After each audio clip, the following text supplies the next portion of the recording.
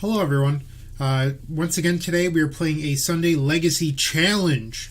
And the deck list you see in front of you shouldn't shock you if you've watched my last few videos, but if you haven't, we're going to go over it right now.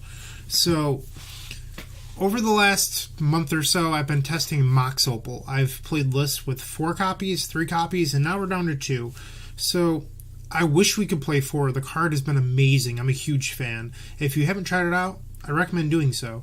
But with our current list, we can only support 2. So before I was trying to list with main deck Hope of Girapers, trying to get the artifact count up higher. So I had a list with 4 Opal, 3 main deck Hope, no Duress, no Rite of Flame. You just found that you were lacking effects that were more than +1 mana. So you wanted more effects that could be like Dark Ritual or Lion's Eye Diamond, and Rite of Flame is often that. So I also tried a list with 3 Rite of Flame with the 4th in the board, with 3 Opal, that was decent, but ultimately I found that I liked our more stock list with a couple modifications. So we cut the 14th land, which was Scalding Tarn, for our first copy of Mox Opal, and then we cut our flex spot. So our flex spot was Cabal Ritual, it was Duress, it was a second copy of Empty the Horns, it was a number of things, but now it's gone. Now it's a second copy of Mox Opal, and other than that, the main deck should look somewhat familiar to you. So if you're someone that pays really, really close attention, you might have noticed this. Last week I posted a deck list to the homepage of the website, and I was calling it 6.5. Well, I sneakily updated it to 6.6 after playing in the Legacy Classic of the Open and Worcester. So we had 3 copies of Echoing Truth and 1 Chain of Vapor. And I don't know why I changed my mind, but I did. So, months ago, years ago, I decided that I didn't want to play answers that didn't answer Chalice to the Void. Over time, my opinion started to shift a little bit, and I was like, well, maybe 1 Chain of Vapor isn't bad. It gets you out of a weird situation with like a Prelate on 2 or a Chalice of the Void on 2. But we shouldn't be playing cards to answer corner cases. We should only be playing the best cards to maximize our possibility of winning. And I lost sight of that a little bit, and I got punished for it at Worcester. You see, I was playing in the Classic, and I was against Eldrazi, Game 3, Turn 2. Actually, Turn 1, my opponent goes, Turn 1, Chalice for 0, Turn 1, Chalice for 1. So, it's unfortunate. They followed up with a Thought Knot Seer. Okay? They take my Burning Wish. And now I'm in a position where if I draw Echoing Truth, I can win on my next turn. So I draw its Chain of Vapor.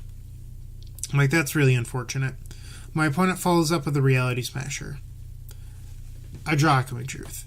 So I can Echoing Truth, and I also have a 3rd land. So I can play my land, I can Echoing Truth, but then I need my Brainstorm to win.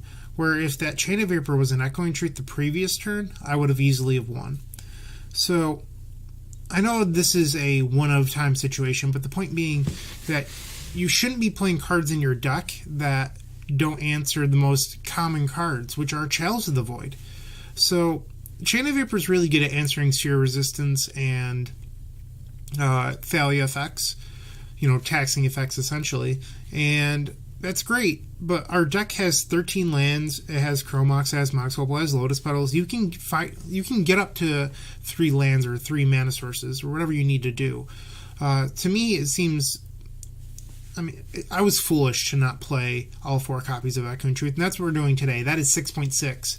So, that was the only change between my last update and this one. This is 6.6. I haven't been playing a whole lot of Legacy the last few weeks. I played in like 1 or 2 leagues probably since that event.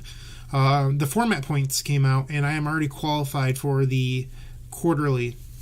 So I've been grinding Modern trying to get points, and a little bit of Vintage here and there. So I've just been playing other formats. It's not the end of the world. Storm on all formats. It's pretty great. So this is what we'll be playing today in the challenge. If you have any questions on the deck list, feel free to post them in the comments. Also, we're really, really, really close to hitting our 1,000 subscribers for monetizing the YouTube page. So if you haven't already, please subscribe. I would greatly appreciate it. And check out theepicstorm.com/shop. You can pick up sweet things like the Black Belcher t-shirts. There's a baseball t-shirt with Storm 20 on the back. There's playmats, there's pint glasses, there's pens, there's tokens. There's tons of sweet, sweet things. Check out theepicstorm.com/shop. Thank you.